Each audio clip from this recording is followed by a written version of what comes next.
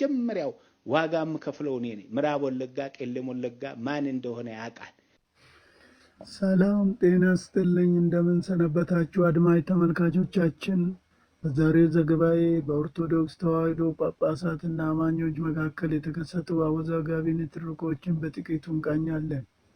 ቻናሉን ሰብስክራይብ፣ ቪዲዮን ላይክ እያደረጋችሁ እስከ መጨረሻው ትከታተሉ ዘንድ በክብር እንጋብዛለን። አባታችን ብፁዕ አቡነ ጴጥሮስ እንዳሉት ሁሉም ለሰማዕትነት ይዘጋጅ። ቅዱስ ሲኖዶሱ ላወገዛቸው ግለሰቦች የቤተ ክርስቲያን ቁልፍ እየሰበረ መንግስት ነኝ የሚለው አካል ሲሰጥ አርፍዷል።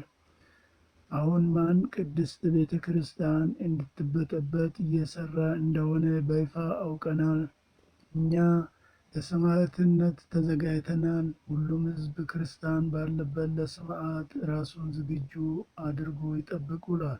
በቤተ ክርስቲያን ጉዳይ ሞት ይመጣልና ለዛው ቀን ሁላችንም እንዘጋጅ።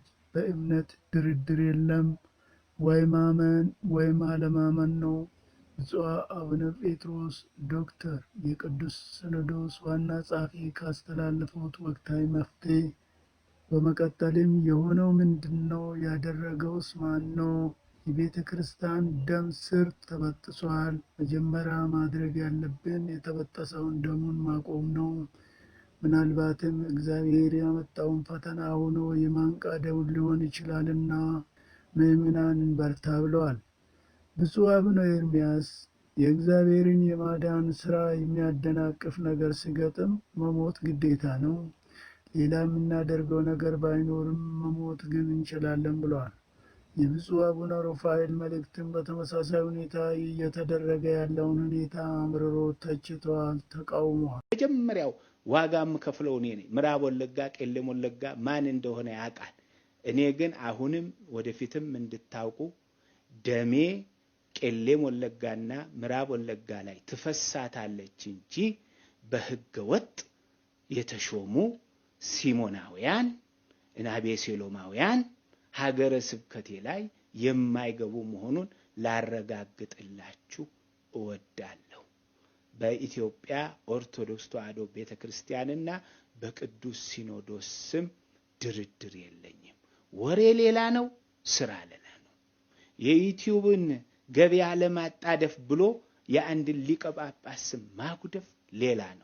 ማን ለቤተ ክርስቲያን ይደክማል ከተባለ ምዕራብ ወለጋና ቄለም ወለጋ ቤኒሻንጉል ሄዶ ጋምቤላ ሄዶ ህዝቡ እንዲፈርድ ያስፈልጋል እንጂ በፌስቡክ እየተመራን የኢትዮጵያን ሲኖዶስ አንድነት ለማፍረስ የሚደረገው ጥረት አይደረግም። እኛ በቁማችን ከሞቱ በቁጥር አንድ ነኝ። ለመሞት የተዘጋጀው አንገቴን ለመስጠት የተዘጋጀው ደረቴን ለጥይት ለመስጠት የተዘጋጀው ቁጥር አንድ ነኝ። የኦርቶዶክስ ልጆች የት ናችሁ? አላችሁ ወይ? እንግዲያውስ ለመሞት እንዘጋጅ። ለእምነት መሞት ከምንም በላይ ልዩ ክብር ነው። ለእምነት መሞት መታደልም ጭምር ነው። ሞትን አትፍሩ፣ ከአባቶቻችን ጎን እንቁም ያለ አማኝም አለ። እየገደሉ ነው መሞት አትሳሳት ያለም አለ። ሌላው አማኝ ደግሞ የውስኪ ምንኩስና ያመጣውን ጉድ በተባበረ ክንድ ለመመከት መዘጋጀት ነው እንግዲህ ብለዋል። ጎዶልያስ በታሪክ ለመጀመሪያ ጊዜ በሲኖዶስ ደረጃ በአፋን ኦሮሞ የተጻፈ ደብዳቤ ይኸው ያለም አለ።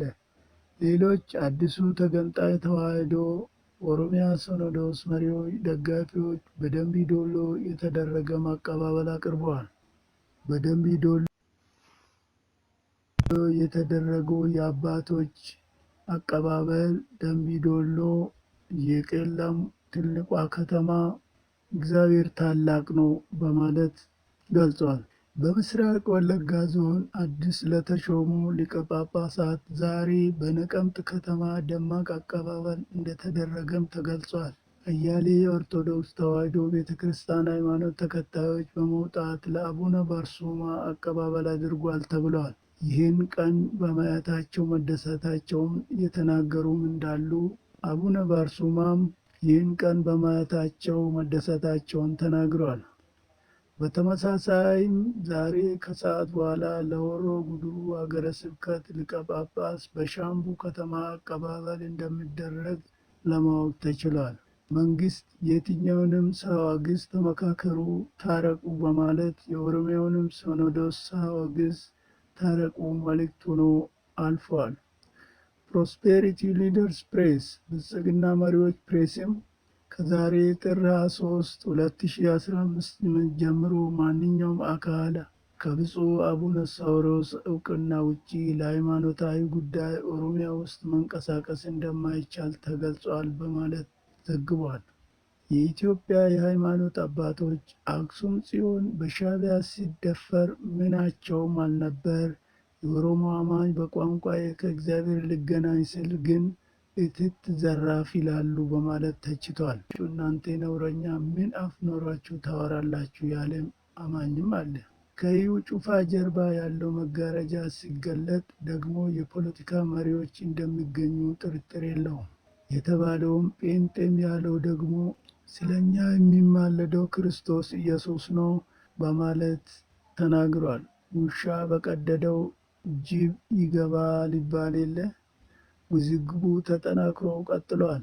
የዛሬውን አበቃን። ሰላም ጤናና በረከት ከእናንተ ጋር ይሁን።